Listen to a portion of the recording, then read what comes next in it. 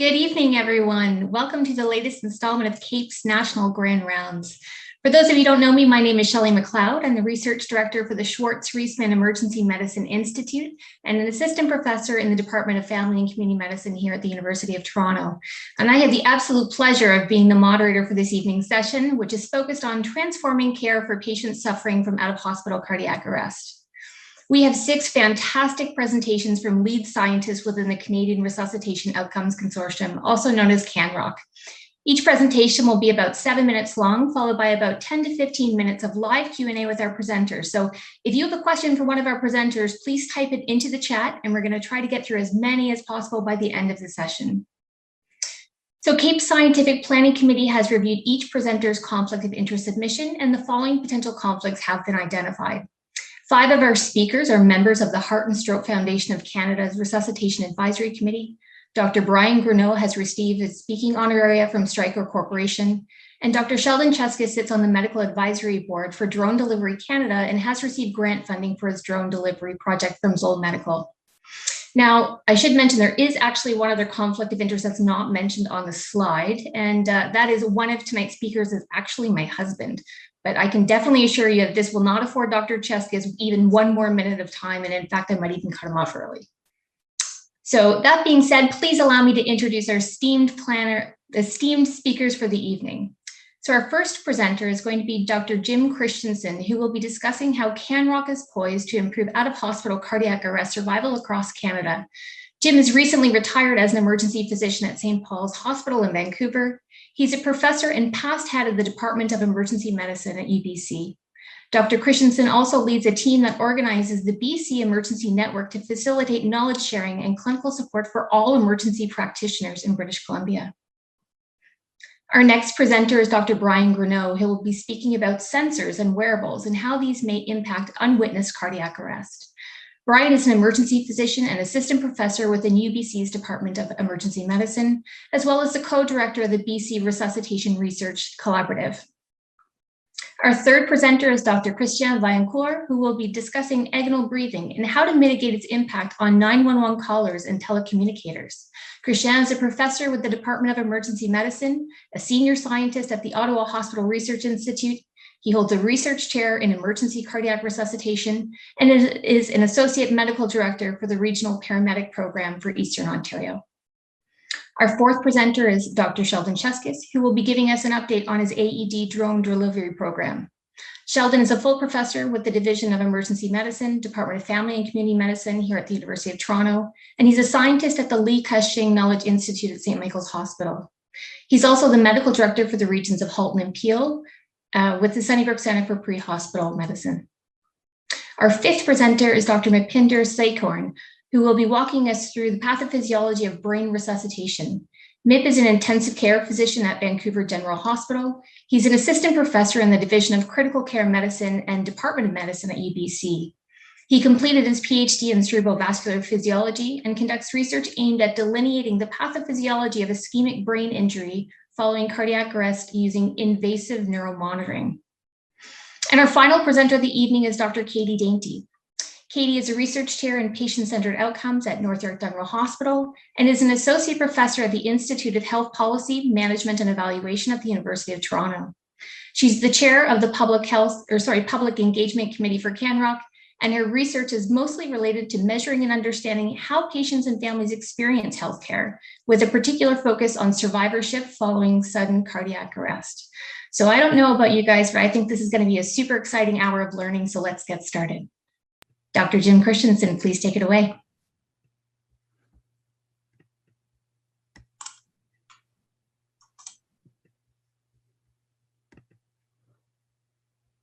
Thank you very much, Shelley.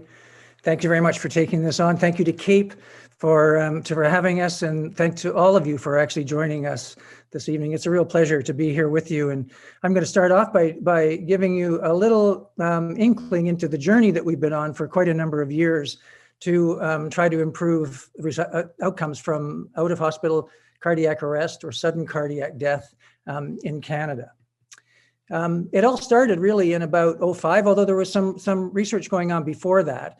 And most of you have probably heard of the Resuscitation Outcomes Consortium. That was a North American-wide initiative that was funded by the federal funding agencies in Canada and the States, and by American Heart Association and the Heart and Stroke Foundation of Canada, and the military arms of both countries as well. And the Ottawa Opals group and the group of communities around Toronto, known previously as the Rescue Group, and urban areas in British Columbia were the Canadian sites in that. And we did very well. We contributed a lot of information to quite an impressive amount of activity, over 150 publications from that. And we learned a lot from that initiative.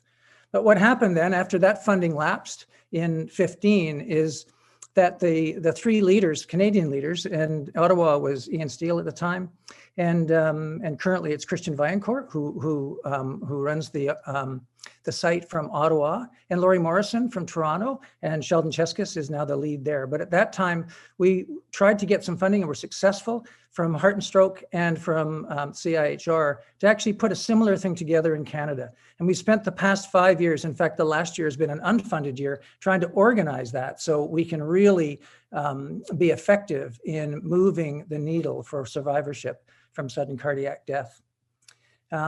What we tried to do was to make sure that we could get sites involved right across Canada in entering data and comparing it. And here's a map currently of the sites that we have involved. And I won't spend the time in sort of listing each one, but you can see that it's a good part of Canada, in particularly in the urban areas, probably covering 70% or so of the Canadian population.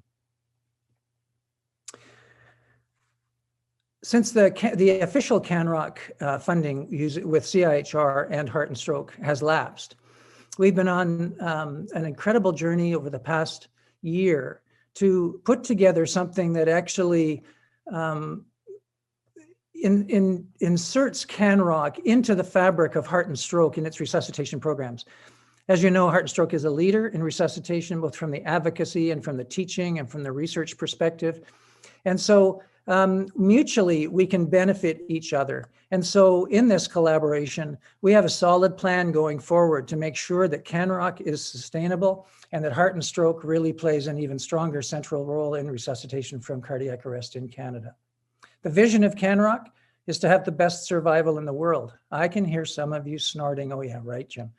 Well, I think it's possible. I truly do. I think with the energy, the talent that we have, the understanding that we have, and the way that we're thinking about this, I think it is very possible for us to be among the top, if not the top country in the world, and look to from across the world for the lessons that we're going to learn. What's the mission?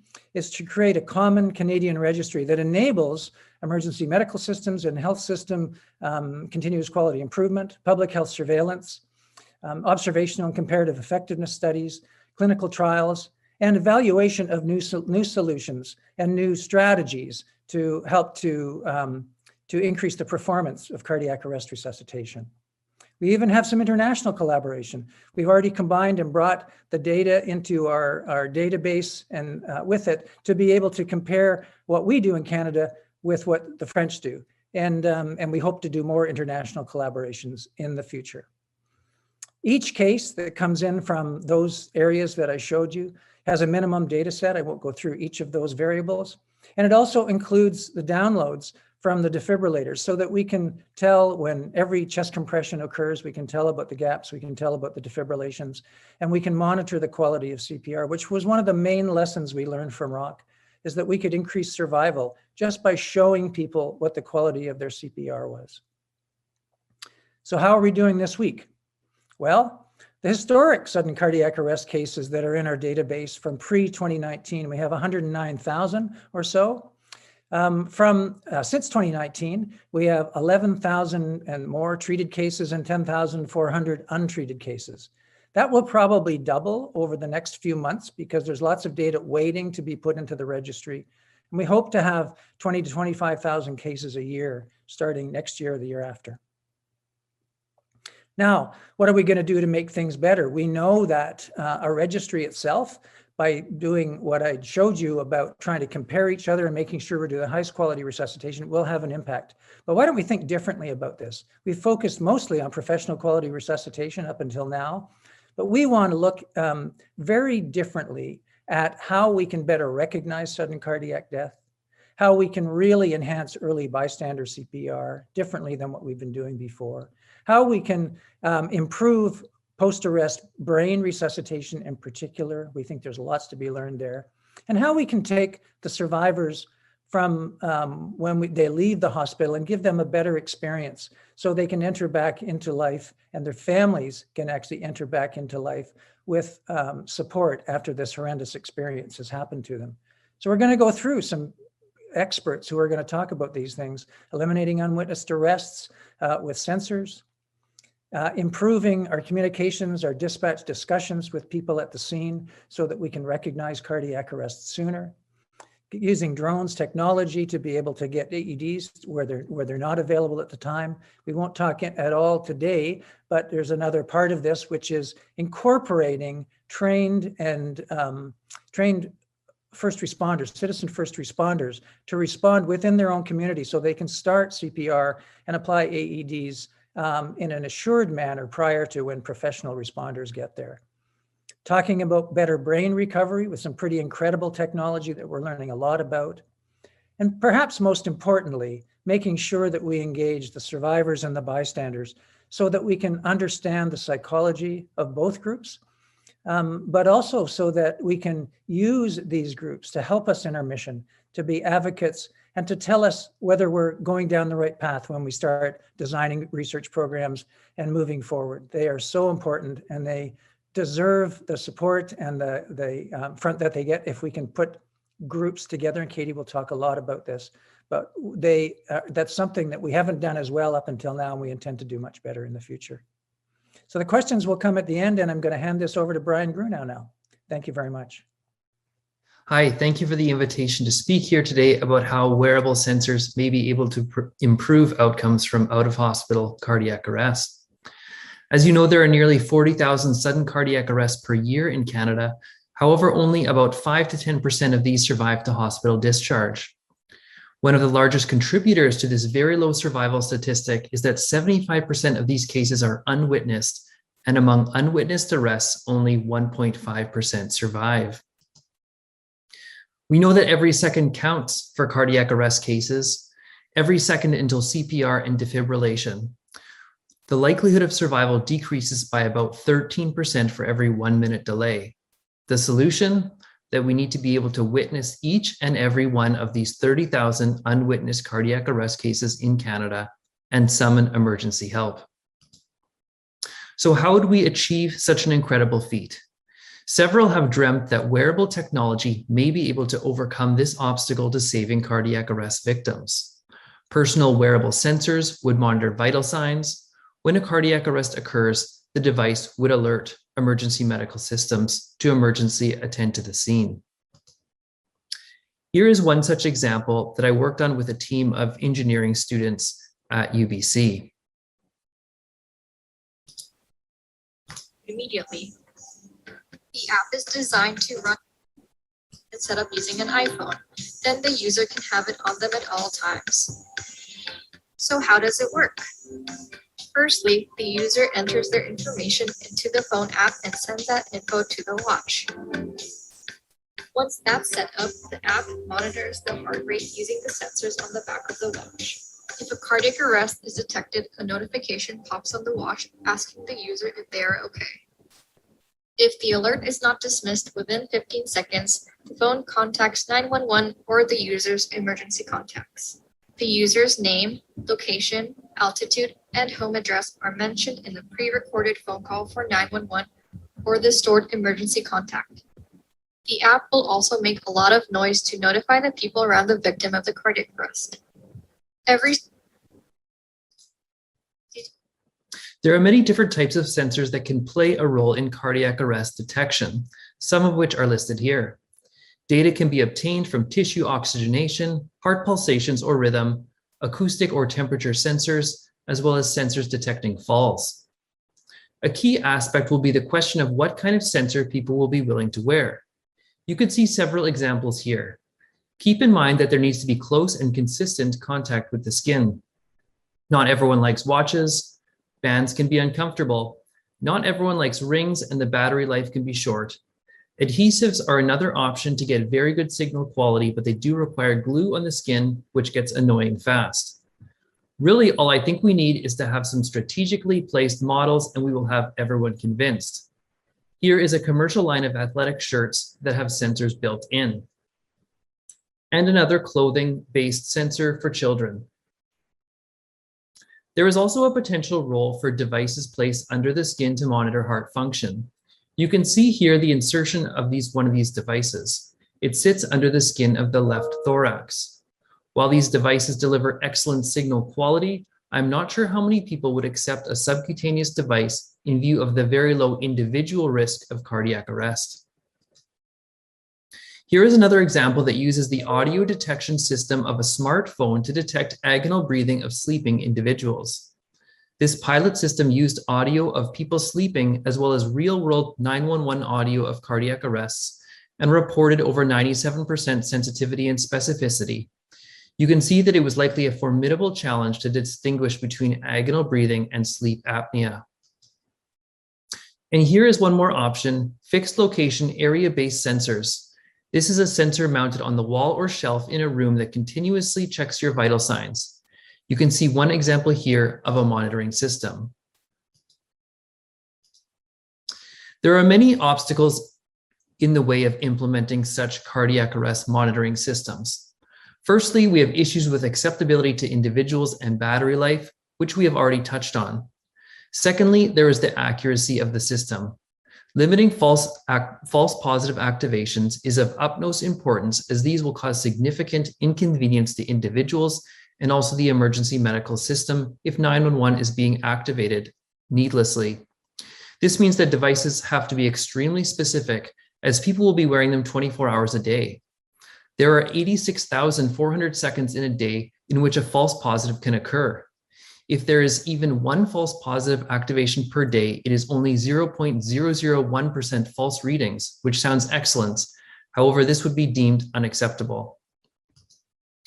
Also on the topic of accuracy is the need to capture all true positive events. The whole point is to capture cardiac arrests. However, these are extremely rare, and thus the system needs to be ridiculously sensitive. Keep in mind the difference between programming a device to detect a signal versus programming a device to detect a lack of a signal. The second goal is much more difficult, as when there is no signal, devices will typically assume the device is not being worn. However, this is also the case with a cardiac arrest. Critical to determine the answer to all these questions is how to test the device performance, especially as our event rate in the general population is so low. Fortunately, we can test for false positive activations among the general population. Testing the ability to detect a true cardiac arrest is more difficult. One could try testing in high-risk individuals. However, this would still require a large sample size. Another option is to use healthcare environments where there is a pause in circulation, such as for cardiac surgery bypass procedures, electrophysiology suite, or perhaps even critical care environments where the rate of cardiac arrest is higher. Other options may be animal models or consenting volunteers undergoing medically assisted dying. All of these, though, have disadvantages due to the differences between these settings and true sudden cardiac arrest cases. In conclusion, physiological sensors are playing an increasing role in the personal health monitoring arena. The overall number of unwitnessed cardiac arrests in our communities is large, making sensors an appealing option. However, with low individual risk, sensors need to be extremely convenient and inobtrusive to be acceptable. So there's lots of work ahead. And I'm going to pass the torch on to Dr. Christiane Vaillancourt to help us understand more about detection of cardiac arrest with dispatch centers. Thank you, Brian. Hello, everyone. I'm very grateful and honored to get to talk to you today. You've heard we've thrown away some of these numbers, 40,000 cardiac arrests in Canada, 20,000 for which we can actually hope to save a life. But I was wondering if you even could imagine what 20,000 cardiac arrest victims a year looks like. Well, if you were to fill an entire NHL hockey arena with people standing on the ice, that would essentially represent what 20,000 salvageable cardiac arrest victims each year is looking like in Canada. I've been doing some cardiac arrest research for quite some time now, and 2 decades ago, we couldn't quite understand why in Ontario, our community bystander CPR rates were so low. They were 15%. So imagine as a paramedic, 6 times out of 7, when you showed up at the scene, nobody was doing any CPR. So that's very discouraging. And this is in spite of numerous efforts to try to move the needle and teach community CPR in large mass gathering events and so on. And nonetheless, it was still only half of the national average. Well, as it turns out, we found out that Ontario was the last province in Canada to initiate and implement 911 assisted CPR instructions. Within months of doing this in April of 2004, our community bystander CPR rates essentially doubled quickly and indeed reached national average. Another thing we noticed was that this was, of course, early on at the time of implementation, but we were missing approximately 30% of cardiac arrests. That's a lot of cases in which we couldn't recognize them easily over the phone. So we did some work with ILCOR, and as it turns out, agonal breathing is a symptom of cardiac arrest, which is very often responsible for communication officers missing it over the phone and not recognizing cardiac arrest when it is present. So a quick question for you, if you want to perhaps suggest an answer in the chat. What proportion of cardiac arrest victims have agonal breathing in the first few minutes of their cardiac arrests? You think it's 1, 5, 20, or 50%? And similarly, agonal breathing is responsible for what proportion of missed cardiac arrests? Same choices. Well, we did a lot of social experiments and also some qualitative research to try to understand the motivations behind these missed cardiac arrests. We interviewed survivors, we interviewed callers and communication officers. We used something called a theory of planned behavior. And if you can imagine, since the majority of cardiac arrests occur at home, the most likely witness is going to be a family member. So it's not entirely surprising that we can cling to any possible sign of life. And if a gasp occurs, we are kind of in denial that our family member is in cardiac arrest. And similarly, if you're a communication officer, if you think that the person might possibly be alive, you could be hesitant to initiate otherwise life-saving CPR instructions, maybe fearful that you might hurt them instead. So understanding all of these factors that could actually play a role into our ability to recognize cardiac arrest over the phone, we designed an intervention which was informed by some behavioral sciences to change people's behavior. And we designed a 20 to 30 minute instructional video that we implemented in a pilot study at first. And I thought that tonight I could share with you just a little sample of what this video looks like. Before we start talking about abnormal breathing, maybe we should start by describing how normal breathing happens. The top part of the brain, seen here in blue, keeps us awake and alert, helps us think and do things, and when working well, helps us breathe normally, like you right now.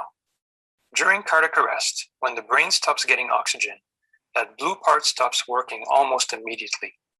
We lose consciousness and we collapse to the ground.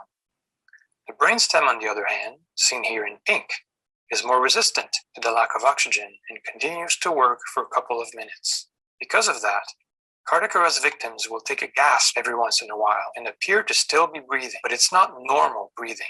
It's understandable that some people will want to take the presence of abnormal breathing as a sign of life, whether the caller doesn't want to admit their loved one is in cardiac arrest, or if you're not sure, you should start CPR instructions. Just listen to the following recordings. He just took a breath on his own. So I guess he's alive. We can hear him breathe, kind of. So he is spontaneously breathing every once in a while there? Yeah. Does it sound like a snoring? Kind of, yeah. Yeah? Okay. All right, yeah. Gurgling or something. Is he? Okay. If he is still trying to take breaths on his own, he can't go ahead and do CPR, okay? Let's be very clear. Anytime someone is unconscious and breathing, but not breathing normally, you should, with confidence, instruct the caller to start CPR. So we implemented this pilot instructional video in a before-after concurrent control study, where the video was shown to communication officers in Ottawa compared to Windsor, where it wasn't, and we compared both communities and their performance before and after. And in this pilot data, it appeared to show that agonal breathing was much less likely to be responsible for missed cardiac arrest over the phone. As is the case in many studies, out-of-hospital cardiac arrest recognition, community bystander CPR, and survival to hospital discharge improved over time in both study sites, although it did appear to do so much more in the Ottawa site where the video was actually implemented. So strong of this pilot data, we're currently in the midst of implementing the same instructional video in a large Canadian multi-center study in 5 new provinces and large territories. We're hoping that way to get to save many more cardiac arrest victims, but not only this will also allow us to collect 911 recordings with the intention to develop an IBM AI Watson application. So just imagine if during a 911 conversation, IBM Watson was to recognize immediately that there's a cardiac arrest and tap on the shoulder, so to speak, of the communication officer and say, maybe you should stop asking questions now and you should immediately initiate CPR instructions. I wish I could say that this is very futuristic and that we're the first ones to think about this, but actually there's a group in Denmark using Corti who have already developed such an application. As a matter of fact, they've recently published an RCT using this AI technology. Now I have to say, it did not really change their cardiac arrest recognition and time to recognition or time to CPR initiation, but I think they were probably a victim of their own success. Their communication officers already were able to recognize 90% of cardiac arrests. Nonetheless, AI was outperforming their communication officers if they were to listen to it in both accuracy and timing. So that's it for me, and now I'm going to be giving the mic to Dr. Sheldon Cheskis. Thank you very much.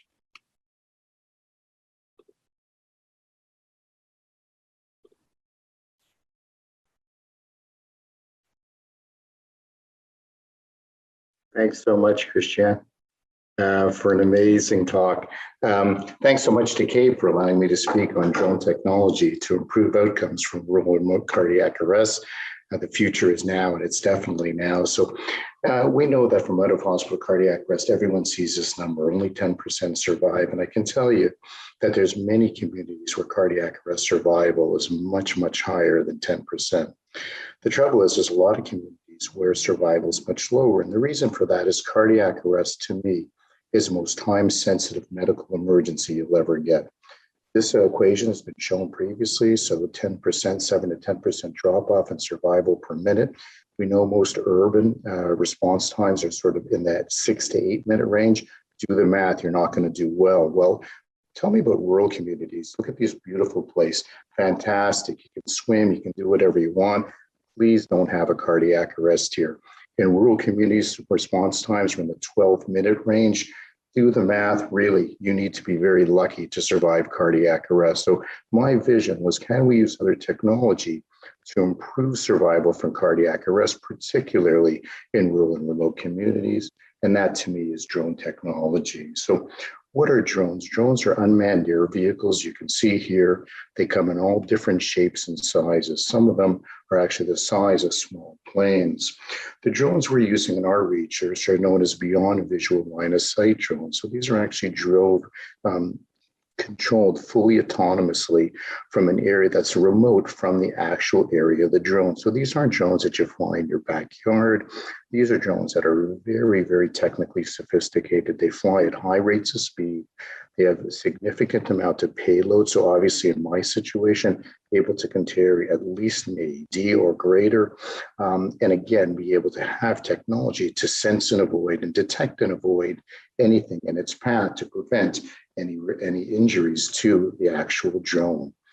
We can see here commercial medical staples, Google, Amazon. Many people are using drones currently around the world. My interest as a resuscitation scientist is AEDs to victims of out-of-hospital cardiac arrest. In our first foray into this area, we worked with a colleague, Tim Chan, to look at whether we could mathematically develop a model that actually looked at improving response in urban and remote areas. We looked at 55,000 cardiac arrests over an 8-year period of time in Southern Ontario. And we actually were able to show that using mathematical modeling, we can improve regional urban response times by almost 7 minutes, almost 11 minutes at the 90th percentile for rural response. Take that equation that I showed you earlier. This clearly could theoretically make a big difference in survival for people in rural remote areas. But again, this is mathematical modeling. Is it actually feasible? And this led us to do our research in terms of improving access to automatic external defibrillators in remote settings. We worked in the town of Caledon and the county of Renfrew. And what we envisioned could actually happen would be a 911 call would come into the controller. 911 would then send a signal to the drone operator, who would then activate the drone. The drone would take off. The drone would get to the site of cardiac arrest, and the bystander would apply the AED, and everyone would go home happily ever after. Now, usually I show a video at this part, but for 7 minutes, there's no videos today. But what we're able to demonstrate was not only mathematically does it work, but feasibility was definitely there. In the town of Caledon, all the flights showed that the drone got to EMS in a Mach 911 response quicker than EMS. Even bigger savings in the county of Renfrew, where it's a much bigger geographical area. The drones definitely seem feasible in their work. One thing that's incredibly important, though, is you can't just fly drones around any community. You need to find out what the community thinks about this particular work.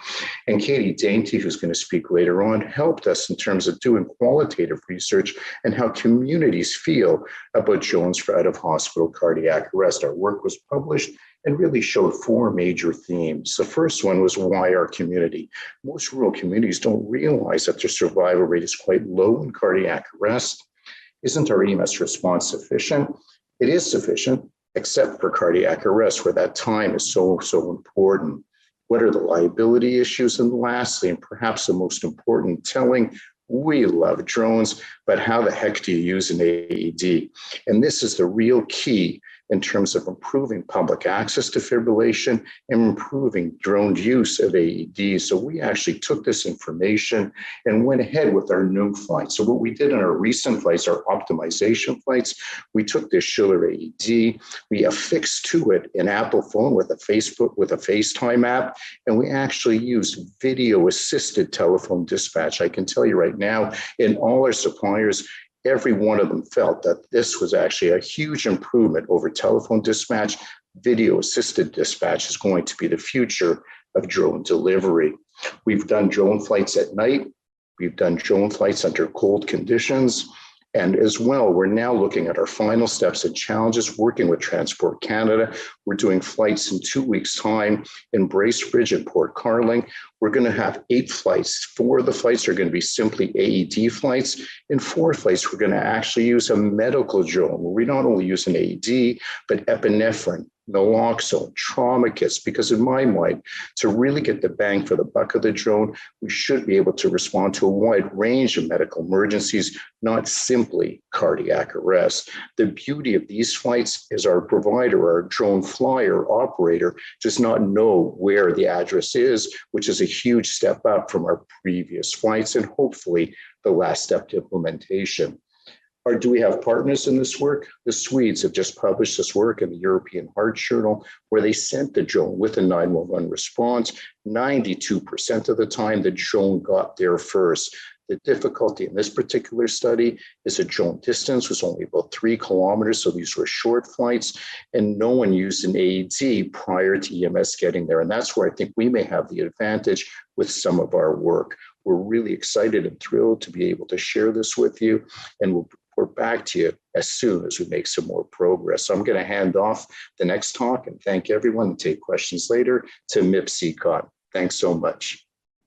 It's a real pleasure to be here. My name is MIP CCON. I'm an intensivist and clinician scientist at Vancouver General Hospital at the University of British Columbia, and I'll be talking to you about some insights into the pathophysiology of hypoxic ischemic brain injury following cardiac arrest. The neurovascular unit is the principal functional and anatomical site where cerebral homeostasis occurs. And so there's a complex interplay between neurons surrounding astrocytes, which envelope the blood-brain barrier. And in the setting of ischemia reperfusion injury, many different pathophysiologic mechanisms are occurring, such as intravascular thrombi, porous blood-brain barrier, depletion of parenchymal glucose and oxygen, culminating in cell death. And so it's secondary injury after return of spontaneous circulation in the intensive care unit that we're trying to mitigate. And we theoretically do this by trying to balance cerebral oxygen delivery and optimize it, and then optimize cerebral oxygen utilization. Well, the oxygen delivery part of this teeter-totter has really come into light in the past few years by a number of investigators. And if it's so important, what does it represent physiologically? Well, as you know, oxygen delivery to all the vital organs is dependent upon arterial oxygen content, but specifically with respect to the brain, cerebral blood flow and its regulating factors are paramount, of which arterial carbon dioxide tension is a significant contributor, but the main determinant in the setting of normal intracranial pressure and a normal left ventricle is the mean arterial pressure. And so a couple of groups have undertaken randomized control trials of high MAP post-resuscitation versus normal MAP to see the effect on outcome. And this is the NeuroProtect trial, which randomized only about 112 patients, but did not show differences in the clinical outcomes in the high or the low MAP group. Similarly, the ComaCare trial conducted out of Finland, again, randomized patients to a mean arterial pressure of 85 to 100 in the post-ROS setting versus 65, and again, did not show a difference. And so this begs the question that while we're facing a disease where it's characterized by lack of oxygen in the brain and its pathophysiologic sequelae, optimizing oxygen delivery doesn't seem to improve, have any signals to improving outcomes. So are there missing links in the pathophysiology?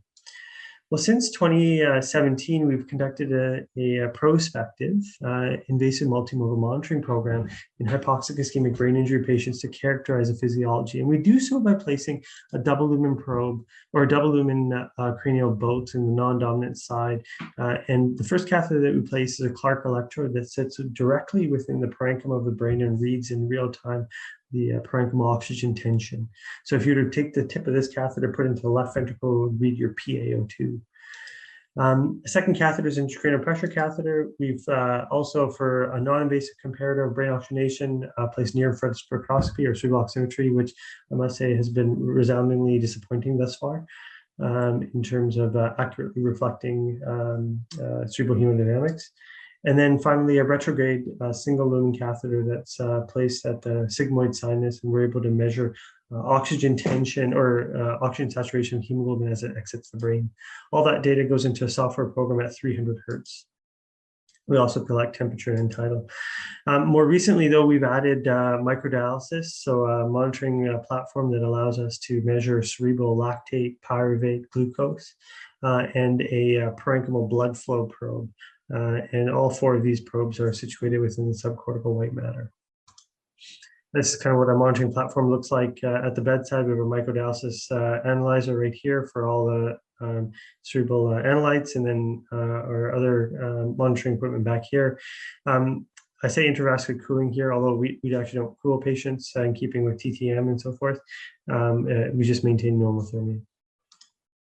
So the first aspect of this study was to really a fact-finding mission, so characterizing the relationships between the macro variables. And so no matter what we did to these patients, though, interestingly, they continued to experience episodes of brain hypoxia. So the monitoring equipment wasn't blinded.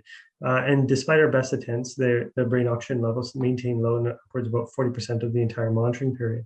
When we plot PbTO2 against mean arterial pressure across the first number of patients, we see a significant relationship, but perhaps more importantly, there's significant heterogeneity in the physiology in individual patients. So that's interesting. Secondly, right now, we're only focusing, though, on macro delivery of oxygen. So the oxygen cascade in humans has convective delivery, diffusion, and then utilization. What about abnormal diffusion, and is that a player in this disease?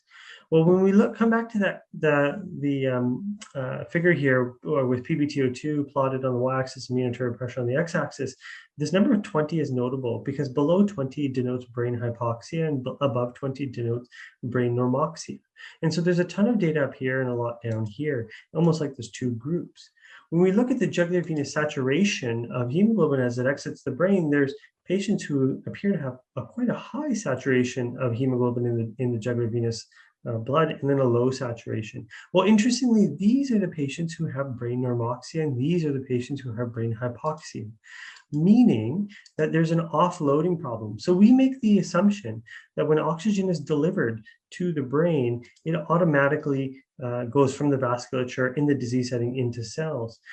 But that's not happening in this case. So because we've held PaO2 relatively stable, we can numerically represent the diffusion barrier as PV minus the PbO2, so the venous tension of oxygen minus the parenchymal. And a low gradient means normal diffusion. Well, when we look at patients with normoxia, they tend to have low gradients. Where we look at patients with hypoxia, they have increased gradients, meaning that abnormal diffusion is occurring in these patient populations. Further, when we plot those gradients against the perfusion pressure, in the patients who have normal brain oxygen levels, that gradient gets smaller as the CPP is increased, but doesn't make a difference in the hypoxic patients, meaning that there's an offloading problem. Looking at two individual patients, we see a diffusion limited patient here. As the mean arterial pressure has fluctuated, brain oxygenation does not change. Conversely, in the other patient at the individual level, as the mean arterial pressure fluctuates, PbTO2 fluctuates with it. And so it appears that there is a cohort of patients that do not offload oxygen into this brain. And the next research questions really involve, well, why is that the case and can we mitigate it? And so there are what appears to be distinct pathophysiologic phenotypes. In terms of the causes, that's really the next step and really evaluating the intracellular pathways. But I hope this gives you a little insight into the work that we're doing and how we're using invasive multimodal monitoring to clarify and understand this disease better. Thank you very much for having me, and do want to thank these individuals for their contribution to our research program. Great. Thanks very much, Mip.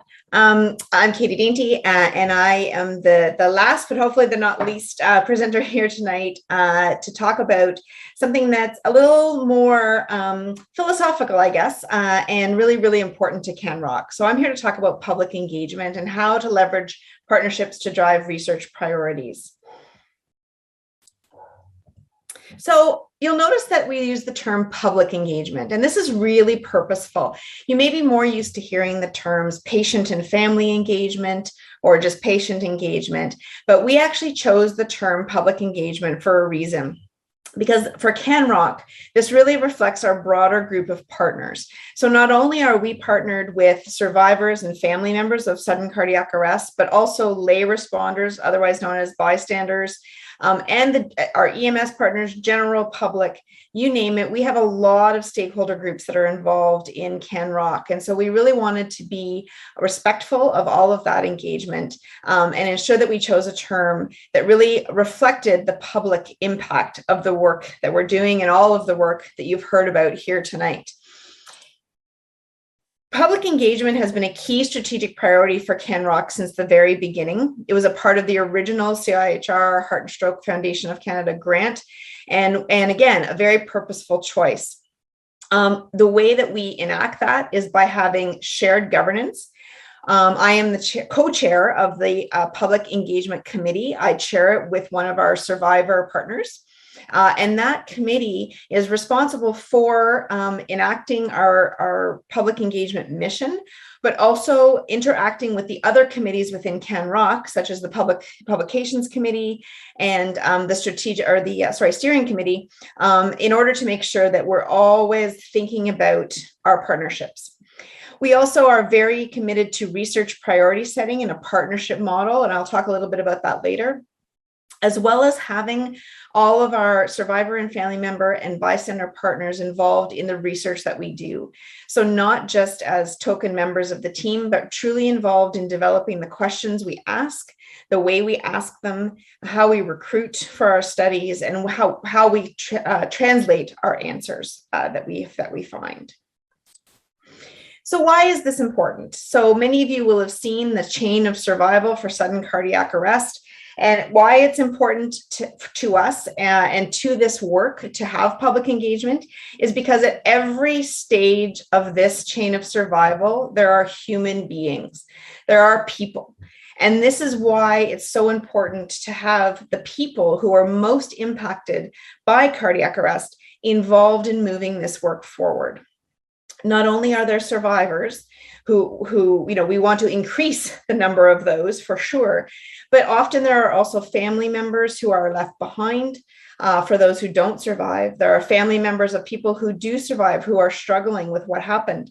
There are lay rescuers who respond to cardiac arrest in a public setting. There are the EMS folks. There are healthcare providers. At every stage, there are people. And that's why it's really important that not only are we doing this work to help those people, but we're not doing this work on these people. We're doing this work with these people. So I wanted to give you a couple of examples of how we have actually partnered with our public engagement groups. One of the very first projects that we did early on in CanROC was to develop something called the Bystander Support Network. And this is still live today. This is a web-based resource for people who have responded to cardiac arrest, lay responders, as well as survivors and their families. And so it's expanded over time to really include the big groups in that public engagement group. And the reason we developed this was because we found that there were a lack of resources for people, and using the internet as a key resource that everyone uses these days, a lack of resources for people to find trusted information, to network with others like them, and to find people who could answer their questions. And so the Bystander Support Network has been alive now for 4.5 years. And we have about 150 members within the network from all over, mostly North America. And every day we get requests and emails from people who are interested in becoming part of the network. And so we really feel like this is an important support that we can provide as a public engagement through CanROC. A second example of a project that we did, which falls under that research priority setting piece that I talked about earlier, was, often many of you will recognize that research priorities are often set in a room full of researchers and deciding on what we should ask, what we should think about, what we should apply for a grant for. And we really felt that, we needed to bring in the voice of the survivors, families, and lay responders in order to broaden the scope of the kinds of questions that we're asking in CanROC. So we partnered with the James Lind Alliance, which is a group in the UK that has developed a structured way of doing what they call priority setting partnerships, a structured way of engaging with, in most of their cases, patients and families around a particular topic, such as cardiac arrest. And through a multi-step consensus process, you end up with what is a top 10 list of the most important questions that represent all of the stakeholder groups who have a stake in a particular question. We were able to publish this work just recently in the Resuscitation Plus journal. And so I encourage you to go and have a look at that. But this was what our top 10 list ended up being. And what's really interesting, I apologize for the small font, but if you look at this top 10 list, if you actually read it, I think you can see that it reflects many voices. It reflects survivors and family concerns. It reflects healthcare provider concerns. Many of you as emergency physicians, we had CAEP involved in this work actually.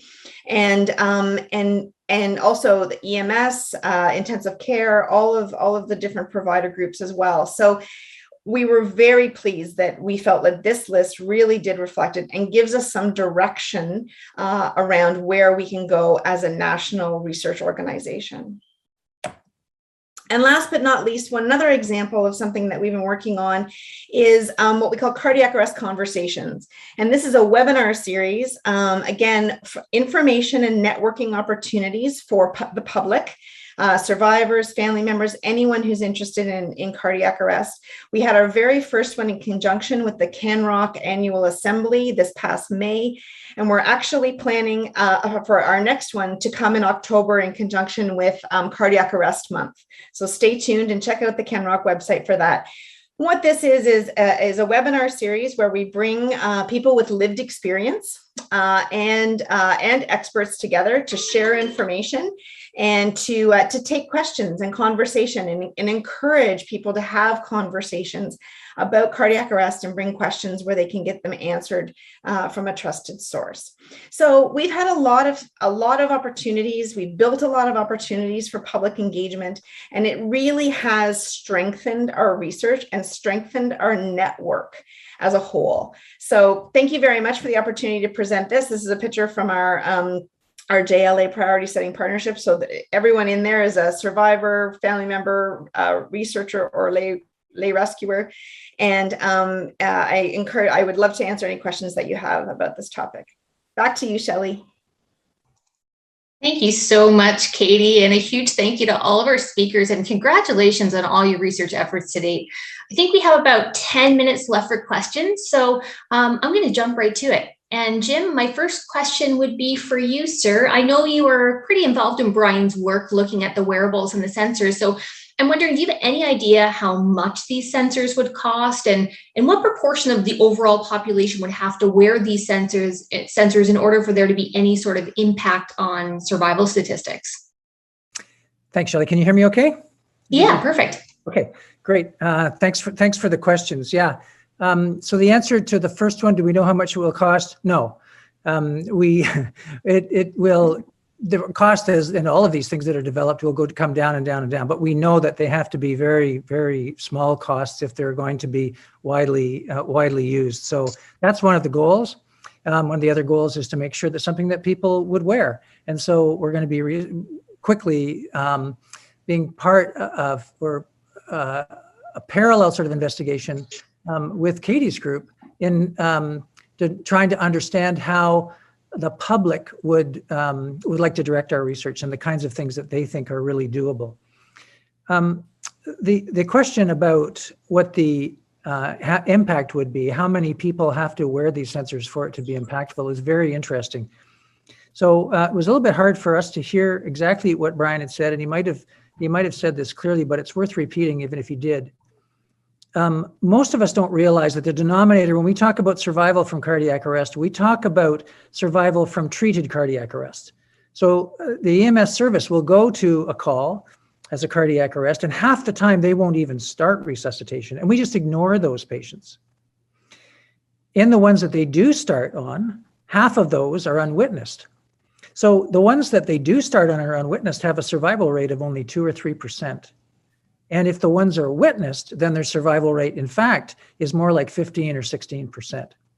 So we would take, if you think about it in terms of eliminating the unwitnessed arrest, you actually double the overall number of patients that we work on, and every one of those patients becomes like the witnessed arrest, so that we can increase that up to 15 or 16%, but with twice the number of people that we're working on.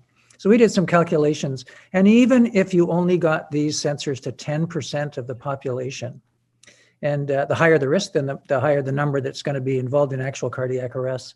But even if you affected 10% of the cardiac arrests, there would be a significant improvement in survival. Absolutely. If you could get to 50%, you potentially could triple the number of survivors that we're getting now.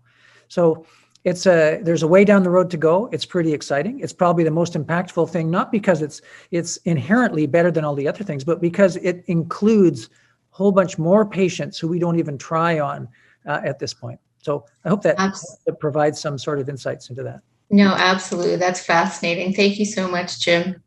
Christian, maybe I'll throw you a question. I know that you posed 2 questions to the audience during your presentation. I think the first one pertained to the proportion of cardiac arrest victims who have agonal breathing, and I think the other one was about missed cardiac arrest due to agonal breathing. But I don't know if we know the correct answer. So do you want to share with our audience what those answers are? Yes. So essentially, if you take all cardiac arrest victims, in the first minutes, 20%, 1 in 5 has agonal breathing. And this might not be the experience of most emergency physicians, certainly not when you receive a cardiac arrest case from the field brought to you by paramedics, because resuscitation has been going on longer already and agonal breathing is gone. But we have this experience and this estimation from having listened to thousands of 911 interactions.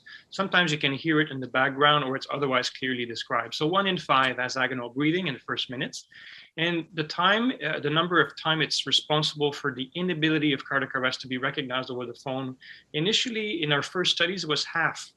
Wow. 50% of missed cardiac arrests were because of agonal breathing. We do a little bit better now as our systems are evolving and getting better. So maybe 40, 30%, but it's still significant enough that we have to address it. I am not embarrassed to admit that I would have got that one wrong. Shell, maybe I'll jump over to you. What do you think is the greatest barrier to the future use of drones for these time-sensitive emergencies? Yeah, so to me, I think the greatest barrier is going to be airspace. So I think that's how we got to work with Transport Canada. When you look at, I worked with groups from North Carolina, I've worked with groups in Boston, I've worked with groups in UK, it's all the same. How do you control the airspace that the drones are going to fly in? So you're never going to fly in areas near an airport. And that's why I think the rural areas are actually the most suited for drones, because those are areas where those types of airspace issues aren't as major. When most people don't realize that the private flying club is actually the club that's actually the biggest risk, because they don't have a flight path that our drone people can actually track and therefore compare the distance. But our drones are flying at much lower heights than any airplane. But that, I think, is going to be an issue. So there's going to be areas where you can't fly. The second piece is going to be a cost issue, right? Yeah. So there's a lot of infrastructure cost in setting up a drone base and monitoring a drone base. That's why I'm proposing the idea of the medical drone to look at other time-sensitive emergencies, such as anaphylaxis, opioid overdose, trauma in rural remote areas where a tourniquet could be life-saving. I think what you're going to have to do is maximize the number of emergencies for which you can send a drone to make it a much more cost-effective process. So all my work so far has been funded by grants. So CanROC, SOL, I've had a lot of people fund them. At the end of the day, a community, municipality is going to have to fund something like this. And I think we have a lot of industry partners who are interested in this, but we need to be able to get to that step that they're ready to fund it and actually work together with a partnership to be able to fund these projects. So you got to make it more cost effective by expanding the need. I think we'll get there. Yeah, thanks for that. And then Katie, I'll throw you a question as well. I'm just wondering, we all want to involve patients and public in our research, but do you have any tips for how we as investigators and clinician scientists can start engaging patients and public in this research without being tokenism? Yeah, it's interesting. It's, it feels like that at the beginning, but really it's about just starting to talk to people. The experience that we've had is that most people, particularly with cardiac arrest or maybe even a lot of different emergencies that maybe this group might see, they're very willing to give back to improve the system, to make it better for the next person. And so I think, you'd probably, particularly in emergency medicine and intensive care, I think people are more willing than you would think to get engaged. It's not going to be every patient, it's not going to be every family member, but many people want to make the system better once they've been through something like this. And, particularly in emergency medicine or in cardiac arrest, the people we're talking to have just had the worst day of their life, right? And so it's, really not making any assumptions and really just starting to talk to people.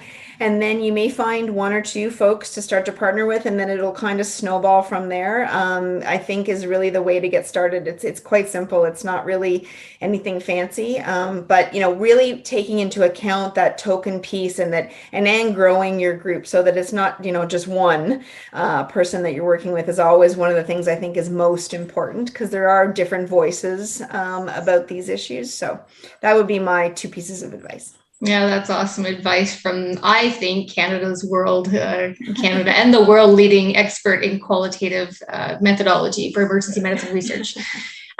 Christian, I'm wondering, and maybe this is for everybody on the panel, but, over the last 18 months or so many of us researchers, we've done the COVID pivot, and we've done this in response to gathering data regarding the pandemic. So I'm just wondering, is CanROC collecting any data that might help us understand how cardiac arrest survival may have changed in Canada? And specifically, I'm thinking about things like bystander CPR quality. It's got to be really difficult for paramedics to do this in full PPE in the back of a moving bus when they're all exhausted.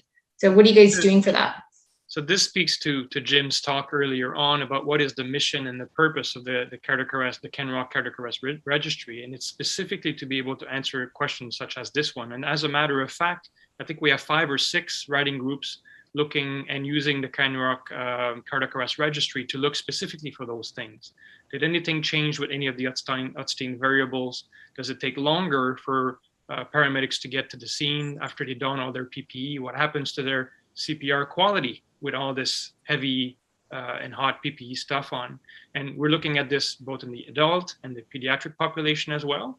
And we're actually just in the midst of getting ready to access this data and start to analyze it. So you should hear from us in the coming months in terms of, unfortunately, showing what we anticipate to be the negative impact of COVID on cardiac arrest outcomes in the community.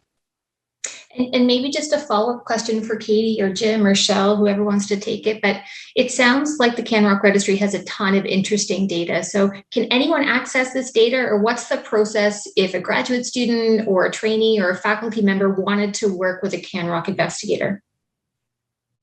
How can people get involved? Jim, why don't you take that one? Okay. Yeah, well, we're pretty much using the same model we've used through ROC and through CanROC up until now. But we're finalizing what all those rules are. So yes, anybody that's interested, we would welcome people to come and join our family. Absolutely.